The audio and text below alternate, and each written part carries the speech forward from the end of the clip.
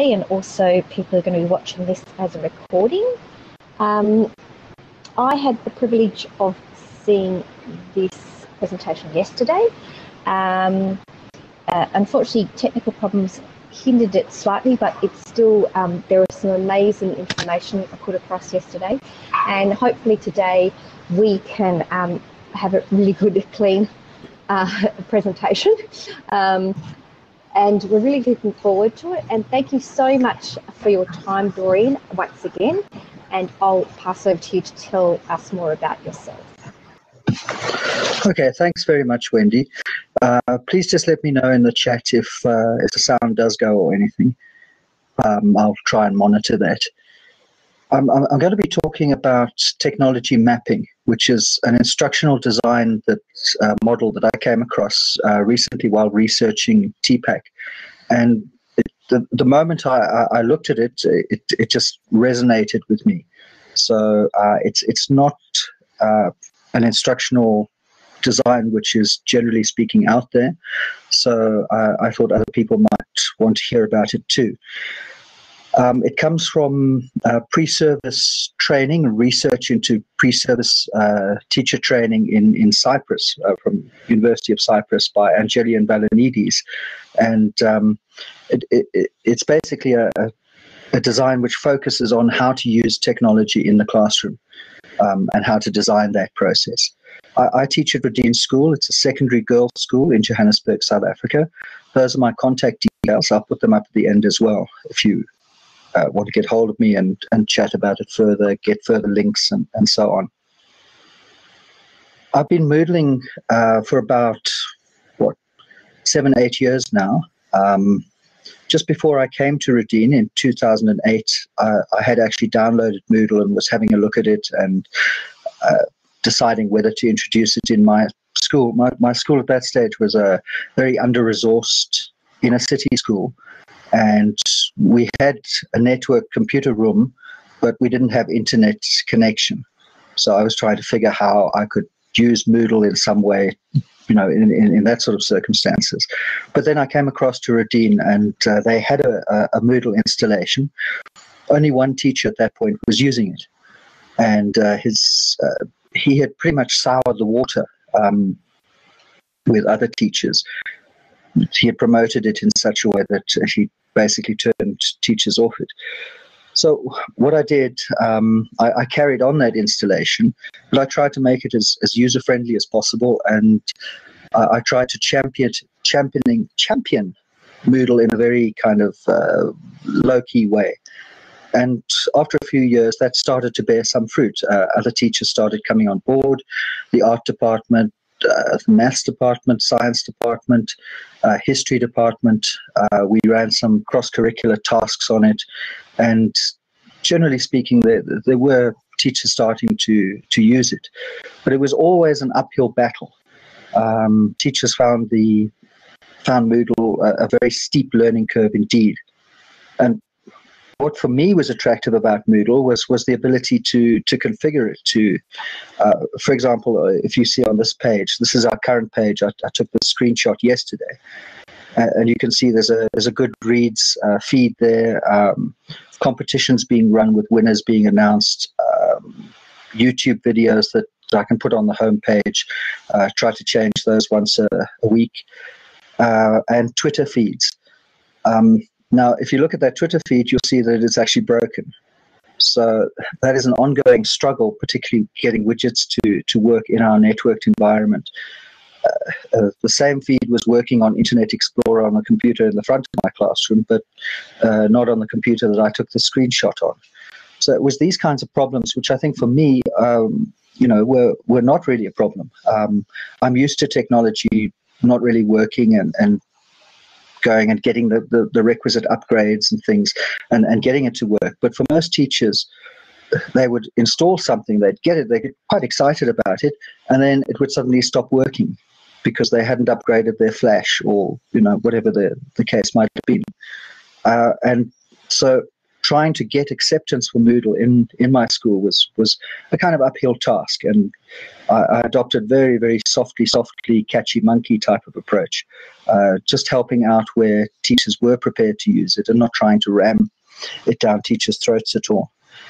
Students were generally speaking a little more eager to use it when they saw the advantages, that they could submit assignments late at night, and that they could get resources off the page whenever they needed. So student adoption wasn't so much of a problem as teacher adoption. Then last year we instituted a new strategy. Our IT strategy was vamped up, and the whole idea was that all teachers should be accommodating the use of technology at some level in their classes at some stage during any semester or term or whatever. And the students adopted a bring your own device policy, and Google Classroom really took off. I think one of the reasons was that the training for the strategy used Google Classroom, and the person who was running the training was very much, they'd gone on a big Google course, and our school had transferred the storing of student files onto Google Drive. So there was very much a fit with Google Classroom. Teachers found it very simple.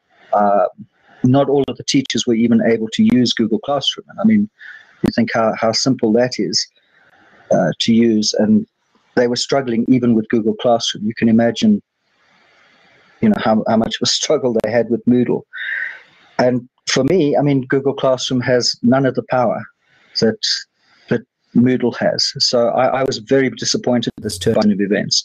But we had near on 100% adoption. Teachers at least went on and set up a Google Classroom, even if they then didn't, go on to use it very extensively.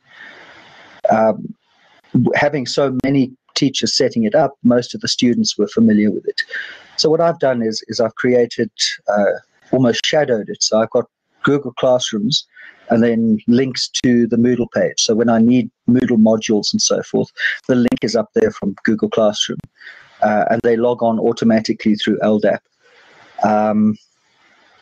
In my English classes, I tend to use Google Classroom a bit more because, you have Google Drive and you are able to share documents and work collaboratively. So that works fairly well in English. For my computer classes, I haven't even created Google Classroom. So I've just kept that straight Moodle. I really love the workshop module, for example, so that when they create files, when they create Photoshop documents, Flash animations, and so forth, the students can assess their own work and each other's work, and I really love that. Across the school, there's been a much higher adoption of ICTs. I think back a couple of years, very few teachers were using tablets or cell phones or laptops in the classrooms at all. We had 2 big computer rooms, and teachers could book those, and those were used quite extensively. But everyday use in the classroom was fairly limited until last year when it started taking off. These are just some pictures of it being used in the classroom. So the question is really, how does one use one's learning management system to promote active, constructivist type of learning rather than simply having it as a repository for documents? So if I think about typical Moodle pages that we had a few years ago and the kinds of Google Classroom pages that I'm seeing now, this is a fairly pedestrian and typical example. It's one of my classes, actually, I'm ashamed to say. So you have a resources section. Students can download those documents, and they're put up and they're shown when needed and so on. And then there's assignment uplinks.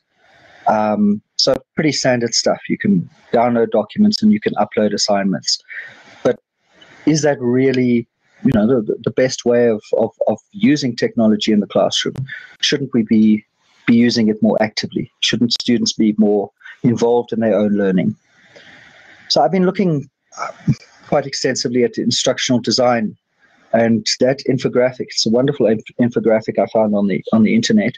It basically shows the history of instructional design, And I've placed that next to a timeline for learning theories. So if you think back to the 1950s, behaviorist learning theories were very much in vogue. When I was at university in the 1980s, most of the psychology departments were still pretty much, tied into behaviorism. Then we saw the first cognitive revolution, and the mind as a black box started to be opened up. They were looking at information processing. How does that happen? The fact that our cognitive load theory and things like that, we have very limited capacity to actually store things in our conscious memory. And then Vygotsky and Piaget became very important. Certainly when I was studying to be a teacher, Piaget was, the darling of our psychology of education teachers. And a little bit of Vygotsky was starting to creep in. And it was only really after I've left university that I started reading Vygotsky and getting hooked on social constructivism. Constructivism obviously is a theory which posits that knowledge is constructed by each individual. It's not a thing which is passed from the teacher's mind somehow and in an uncomplicated fashion into the student's mind. Knowledge is all constructed in the student's mind, obviously with some input from teachers, some scaffolding from teachers, but everything that students know has to be constructed in some way within their own minds. And Vygotsky's contribution, of course, was that this construction of knowledge is first of all social, that we learn to do something with the help and presence of other people, and then we learn to do it on our own later. So we learn socially first and then individually later. Moodle itself, of course, positions itself as a social constructivist learning platform, which means that it's looking for collaboration, it's looking for peer learning, it's looking for mentorship, and it's looking for active learning to occur. Of course, more recently, we've had the second cognitive revolution, the idea that cognition is not just in the mind, it's also distributed across your body and, of course, across learning networks. So what I know is not necessarily what I know in my own mind. It also resides in my friends. It resides out in communities of practice out in across the internet. So with these thoughts kind of flashing around in my mind, I thought, well, what's the best way of using the learning management system to design effective courses? So I look back at some of the important thinkers in instructional design. Robert Gagne, of course, is the absolute pinnacle of instructional design in the last part of the last century. And some of his ideas, the importance of sequencing, that more complex skills, more complex knowledge builds upon less complex skills, lower order skills, lower order thinkings. And this, of course, leads to the idea, that although a base of knowledge might be satisfied by behavioral learning theories, as more cognitively complex ideas, you might need to look at what the mind's doing and try and support that a little bit more. Gagne's other major contribution, of course, is this 9 events of instruction. Gaining attention, setting the goals of the learning up front so that the learner knows what the pathway is going to be, stimulating prior knowledge, presenting the learning, so instruction, providing scaffolding and guidance as the student practices the skills, eliciting performances, setting tasks and assignments that the student can then demonstrate learning, providing feedback on it, assessing it, and then enhancing retention in some way. So all of the instructional design theories are basically built these 9 events in some way or another. Other important ideas have been Dale's cone of experience. This whole idea that you generally remember 10% of what you read, 20% of what you hear, 30% of what you see, 50% of what you see and hear, 70% of what you say and write, and 90% of what you actually do. In other words, the more active the learning is, the more effective it's going to be. And this has often been linked to Bloom's taxonomy, that lower order thinking skills can build sequencing in the Ghanaian sense up to higher order thinking skills, and that higher order thinking skills are linked to more active participation. So you can get knowledge simply from reading or hearing, but you can't really evaluate or synthesize that knowledge unless you're actively working with it. So these ideas present sort of inverse cones, if you like. So if we look at the four big kind of groups of learning theories over the last 70 years or so, behaviorism and the methods that it uses are usually linked to drill and practice, lecture method, rote learning, multiple choice kind of stuff. And I think, a lot of the early integration of computers into this in programmed learning, programmed instruction, and the kind of drill and practice, kill and practice methods destroyed computer adoption amongst teachers. Why would teachers want to introduce that into a classroom where quite clearly you have young minds in front of you? The cognitivism extended the idea of behaviorism by introducing tools which were designed to interact with the mind in a more active way. So mind maps, charts, and so forth to try and get to the bottom of how does the mind work and how do we learn. Constructivism, of course, depends more upon discovery, collaborative group work. The teacher's role becomes that of scaffolding, and you have more self-guided learning. Well, that's the theory anyway. Of course, one of the big problems with discovery learning is that the scholar's dilemma. If you don't know what you need to find out, if you don't know it's there, how do you discover it? How do you discover America unless you know that it's on the other end of the ocean? Connectism extends this idea and looks far more at self-directed and self-paced, much more collaborative learning, which is driven by the individual rather than in a kind of classroom situation. So these major theories, how do they impact, and how can one start to put them together in terms of instructional design? I found this chart very useful. It's from Bertman and Newby, and they look at behavioral, cognitive, and constructivist strategies for learning and teaching. And they look at it in terms of the level of the learner's knowledge. For example, is the learner, if that is low, the learner is a beginner. If that's high, the learner is an expert. That's on, I never remember if it's the X or Y axis. And then the level of cognitive processing required by the task. How simple or how complex is that task? So if you can see from this graph, the simpler the task and more entry level, then behavioral techniques work better. Drill and practice works better. And in a lot of the research, one can see that drill and practice works better with weaker or more remedial kids. They need a lot of practice. Whereas if you're talking about more advanced knowledge, that has far less of a place. So I've redone that as this graph, which I think kind of expresses it slightly more clearly. So if you're looking at an expert learner, for example, the level of the learner is high, they can adopt more self-discovery, more discovery method approaches. And if the task is more complex, then it requires that. A teacher cannot simply pass over complex skills from one mind to another, so to speak. The learner has to actively engage in building that knowledge. So what does that mean for learning and teaching? If you look at this graph, it basically describes what is the student doing, what is the teacher doing. So students can be very passive in class. They can be distracted, not listening at all, not taking anything on board, or they can be very engaged and very active. What is the teacher doing in class? Well, you've got the kind of polarity between the sage on the stage, direct instruction, which has become very unpopular these days, and facilitation, the guide on the side. I believe very much in a model of the meddler in the middle.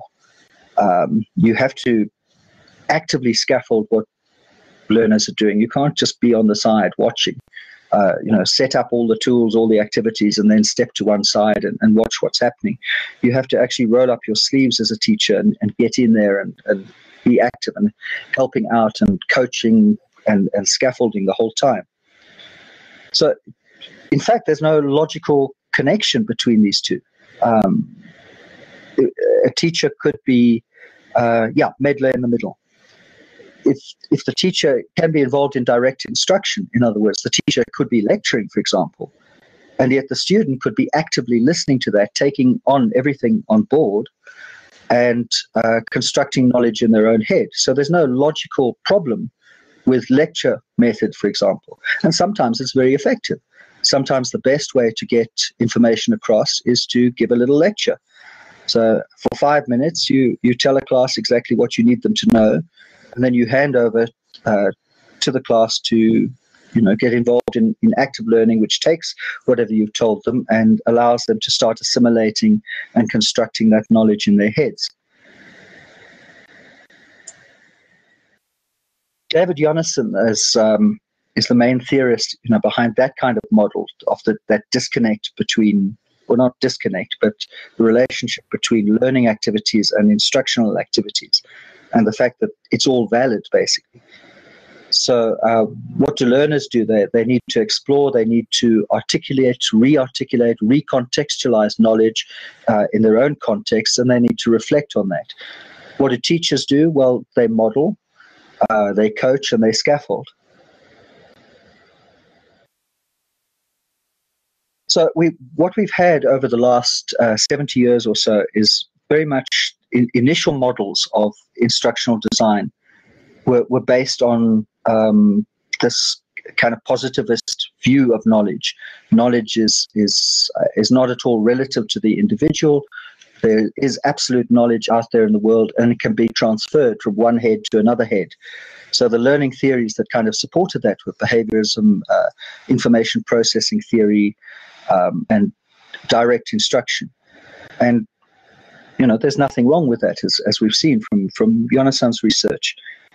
And the models which evolved out of that, the Dick and Carey method, the instructional system design, the Addy model, which I think is the one most people are familiar with, basically held sway until, I guess, about 10 years ago. And we've started to have a family of constructivist instructional design models which have been suggested. And the epistemology behind this is much more interpretivist, relativist. Each individual constructs their own knowledge. So this fits in with the learning theories, constructivism, social constructivism, connectivism, and so on. So what are some of these big models? Well, if we look at the instructional systems design, a kind of standard model, then you start with a needs assessment. What is it that my learners need to learn? You establish the goals of any particular course. You conduct task analysis. You specify what your objectives are. You develop your assessment strategies. And then you start selecting the learning resources, the media. You start producing learning materials. There's some teaching that happens, and you conduct your evaluation, and then it becomes recursive. So you can then revise it as required if it hasn't quite worked, and so on. So the Addy method, for example, is as it's expressed these days, is very much that recursive circular model. So you have your analysis, what do we need? You design it, you develop it, you implement it, you evaluate it, and then you start the cycle again.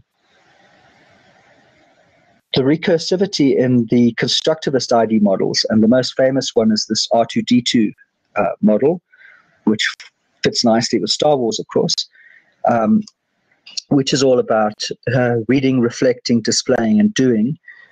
And it's much more recursive at an individual level. So in every lesson, the teacher is getting feedback from the students and redesigning what they're doing in the classroom. So it fits much more naturally with what teachers do in classrooms. Of course, if you were in an online environment, it's much more difficult to do that. The whole process is a lot slower. But nevertheless, the idea is that whatever is being thrown up from the learning becomes the material for the next cycle of learning. So you don't know at the beginning of your learning design where it's going to end up. You can't set behavioral objectives in the beginning. At the end of this unit, the student will know how to, because the act of teaching itself changes that. And this is quite a difficult model to, of course, to implement. But the problem for me is the teacher brain just doesn't work that way. Well, mine doesn't anyway, and the teachers that I see around me, their brains don't seem to work that way either. Our instructional design is very much driven by the curriculum and by the tests and exams that are so crucial for what we do in the classroom. And we are basically handed these. We are given documents by governments, state governments, and so on, which determine what exactly we need to be doing in our classroom. We don't have the luxury of just taking a blank canvas and working with that. Also, we have far too many courses to design. I've got 5 classes. I see 5 sets of students every single day, and I can't sit extensively and exhaustively designing courses. There just simply isn't enough time to do that. What I do in the classroom is I can prepare resources, and then pretty much I fly by the seat of my pants. What's happening in front of me in the classroom? How are students responding? And how do I react to that? How do I adapt my lesson around that?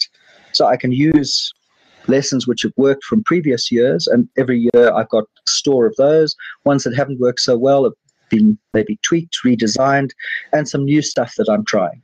But that's about the most I can do. Teachers can't really be instructional designers in the kind of classic sense. Our instruction is much more driven by the learners and the particular context than design considerations. I also think that teachers are absolutely excellent at designing activities. We're not very good at setting goals. We don't come in and say, by the end of the lesson, the student will be able to, which is what we're forced to do in our lesson plans. But in fact, everybody knows what students have to do. That there's a set kind of syllabus and expectations around any particular subject area. So teachers don't think about that at all. What we're very good at doing is designing activities which will work with our particular students. And if it doesn't work, we redesign them until they do work. So is there an instructional design philosophy which kind of fits with what you do in the classroom? I was doing some research for my master's in ed tech, and I was looking at TPAC. The basic idea behind TPAC is what are the competencies and skills that teachers need, and looking at that in terms of pre-service and in-service teacher training. That was particularly important in my school because we were about to launch this IT strategy where teachers were supposed to implement IT in the classroom. Obviously, teachers need to know their content. They have to teach something. They need to know how to teach that content. So that's your classic pedagogical content knowledge. But they also need to know how to do that using technology. So how do you teach history, for example, using technology? And I came across another model of TPAC called ICT TPAC.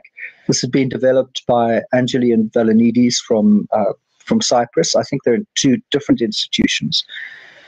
And this added 2 further areas, the learner and the context. Because as teachers, we don't only teach history, for example, and we don't only need to know how to teach history, the pedagogy, with technology, the ICT, but we need to be able to do that for particular learners in particular contexts. We all know that what works in one class doesn't necessarily work in another class, even in the same school. Our learners coming through, particularly around issues of technology, are definitely changing.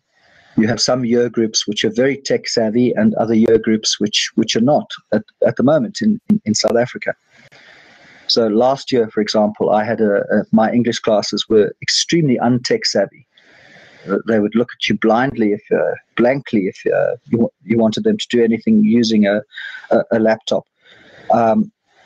This year, they are far more tech savvy, and I believe from the junior school that the ones coming up next year are not very tech savvy. So it's not even as if there's a smooth line of transition. So this model made a lot more sense to me. But Angeli and Valenides had also developed this technique, which they were using in their research around pre-service teacher training, and which they developed as an instructional design model.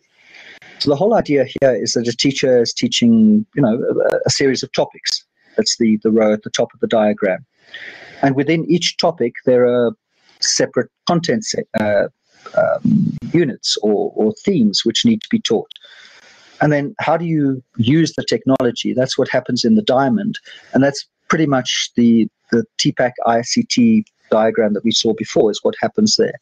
So you look at the affordances of the tools, the affordances of the technology. What does this technology allow you to do? How will that content be represented in that terms? Using particular pedagogies to particular learners within a particular context. And that's very much a kind of touchy-feely kind of thing. And it depends upon trying things out. You look at Google Drive, for example, and think, oh, how do I use this? You try it in several ways, and then suddenly one day you find, this is absolutely excellent for this. It's not very good for the other thing, but it's excellent for this. So it's that kind of mapping of technology to particular content in particular subjects, which I think presents a very powerful model of what actually goes on in classrooms. And that leads to the transformation of the content at the bottom. So this whole idea of transformation is something that you find in the SAMR literature. I'm sure you're familiar with the kind of diagram, but the basic idea is that teachers at first will merely substitute technology for something that they're doing in an analog form. So you might simply use a word processor to type up a document, but you won't use perhaps some of the affordances of a word processor document, like pressing F7 to run a spell check, for example. So it's simply analogous to writing. Augmentation would be where the affordances of the tools are actually improving the process. So the spell check, for example, you don't get that with pen and paper. Your spelling has to be all in your head. What they talk here, the ladder is above the line. So when the technology starts to modify the task, so you can do a slightly different task, or even redefine the task totally, so the task becomes totally transformed. You can then start to do tasks which were impossible before. So, for example, I would imagine in maths, the teaching of calculus has been transformed. So because you now have computational tools, computers, calculators, and so forth, where you can do difficult calculations, it allows you to integrate calculus much lower down in the syllabus. I mean, I'm just imagining. I'm not a maths teacher. I don't know. I think part of the problem, though, with the SAMR model is that it's often seen as punitive to teachers. So it's imagined that this redefinition is the only thing that, the only thing which has value. And if you're not totally redefining your teaching by using technology, then you're a bad person and a bad teacher and all of that. So if you're merely substituting, it's kind of frowned upon. It's supposed to be a progression, in other words, a ladder moving up. And if you're at the top, then you're absolutely fantastic. And if you're down at the bottom, then you feel a bit ashamed and you perhaps even drop technology altogether. It's often, though, conceptualized as a swimming pool. I don't know if you can see the graphic right in the middle there. So the shallow end is substitution and augmentation. And then as the tasks are able to be modified and redefined by technology, that becomes now the deep end. And the swimming pool idea is often seen also as it's good to be in the deep end. But what we've done is at our school is we've made very clear to teachers that swimming pool model is very much one of doing laps. So it's quite okay to be in the shallow end because you're kind of moving up and down. Sometimes you only do want to substitute. It's just slightly more convenient to use a word processor, for example, than pen or paper. But sometimes you do want redefinition. So a teacher could be at any point, up or down, doing laps in that swimming pool, quite legitimately and quite soundly. And I think that presents a much better way of seeing transformation. It isn't just a two-way street. So I was looking at how I could use this model to try and transform my own practice on Moodle in particular. Also in the classroom when I'm not using Moodle at all, but when I have things which need to be looked at, and it's very convenient to have them posted on Moodle so that people can do them in a kind of flipped learning approach. That they could look at videos at home, for example, and then come and discuss them the next day. So let's say, for example, I'm doing looking at themes in Merchant of Venice. One of the major themes is the theme of love and money. So I could set a task for students to create a video. It's quite an active task, so it's a social task. They're making that video in groups. So I'm hoping to kind of plug into a social constructivist model of learning. And of course, what Moodle has the fantastic affordance that you can upload absolutely anything. You're not restricted by what you can upload. You can upload formats or files that you can't even view on your computer until you get the correct codecs or the correct programs and so on. But it's not restrictive in any way. So whatever video format a student uploads, whether from their cell phone, from a tablet, or from a video camera, I just have to sometimes do a bit of research to be able to convert it into or read it in a format that I can. But once that's been uploaded onto Moodle, so they've been very active creating the video, and what they're doing is basically retelling, for example, using modern language, modern contexts, and so forth, to explore the same themes, so that they explore it in their own terms. They're basically reconstructing and recontextualizing meaning from the play. But you can then, because it's posted on Moodle, they can view they can view their own videos, and then they can discuss the theme and bring it back into their study of the play. I've used both chat and forum modules on Moodle for doing this. I find both of those work quite well, even though they are quite clunky. I have to say that the one bit of Moodle that I don't really enjoy is the clunkiness of some of those modules. But it does allow them to chat about the video and say, I mean, they tend to leave fairly trivial responses some of the time, but some very deep and searching comments do come out. Let's look at another example. Again, Merchant of Venice. I'm an English teacher. I'm looking at character.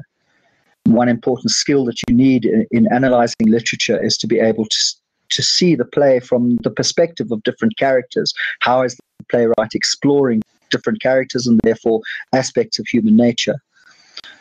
I found that blog wars work quite well for that kind of thing. So each student is assigned a character from the play, and they have to write a blog. And then other characters go onto their blog and leave comments. So the Moodle's blog module, yeah, you can use it. What I tend to do is, if I'm not using, I often use that for convenience, but it is quite a clunky module. What you can do is leave a link. So a link from Moodle to another blogging platform. I use WordPress quite a lot for that. And that seems to work quite well. And then, of course, by commenting and arguing about it, discussing it, in other words, Moodle allows that, and other blog forums allow it as well. There's quite work setting up a blog site, especially for students, but I think that the results are absolutely excellent, and students really enjoy that aspect. And I think they come away with a much deeper understanding.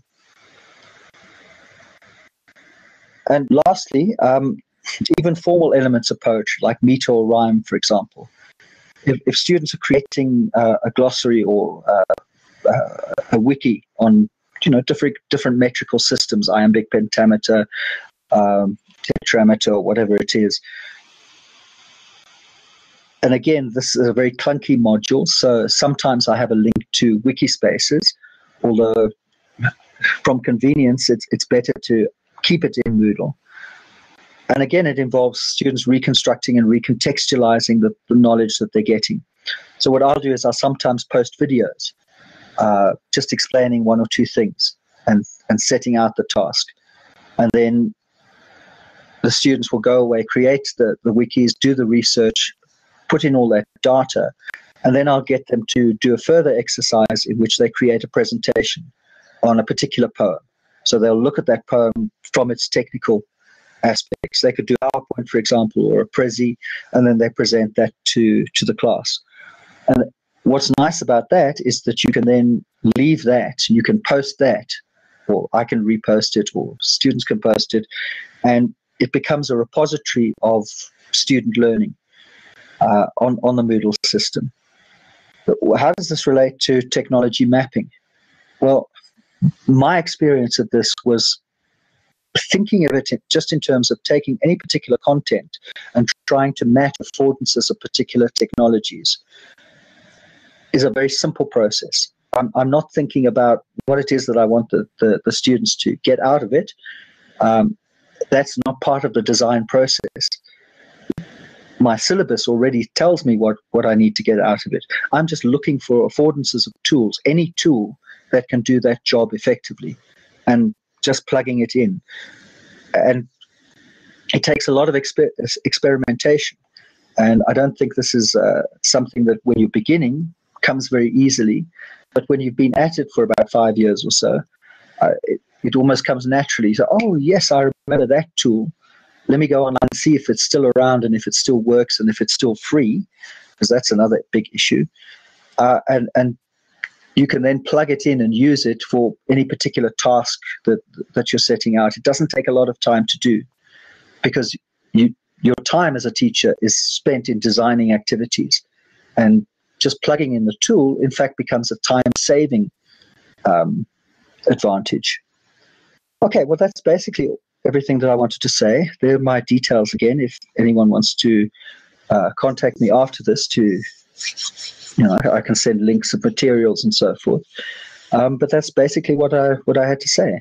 I really love technology mapping as an instructional design. I don't think a lot of people know about it, and I think if it were out there, it would help set teachers' minds at rest that the process can be fairly simple and non-judgmental. So I think if I just hand it over to any questions and so on.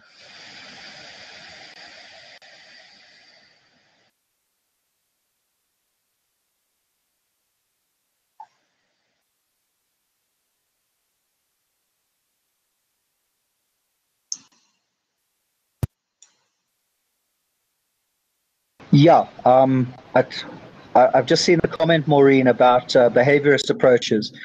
I mean, they are frowned upon, but they do have their uses. Sometimes you do need drill and practice, and there's some content which lends itself to that, and so why not? If you're adopting a totally behaviorist approach, unfortunately in South Africa, our new educational system after liberation went over very behaviorist approach, and I think it's absolutely ruined our education.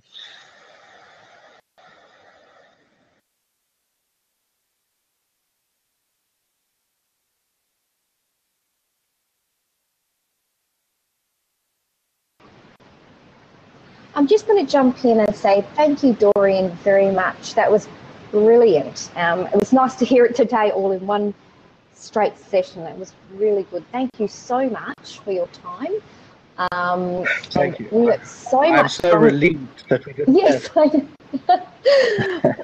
I can completely imagine that. Yeah, yes. It was really, really very interesting. Thank you so much. For those people who have any, oh, sorry, you can hear a storm at the moment. I'm trying to do the best I can, but it's a bit fuzzy, and I'm sorry. Our Wi-Fi, we live in the country as well, like we live in the jungle-ish area, so it's a bit fuzzy. But thank you so much. Any questions, just pop them on the forum or just contact Dorian. Okay, thank you so much, everyone. Bye. Thank you so much, Wendy.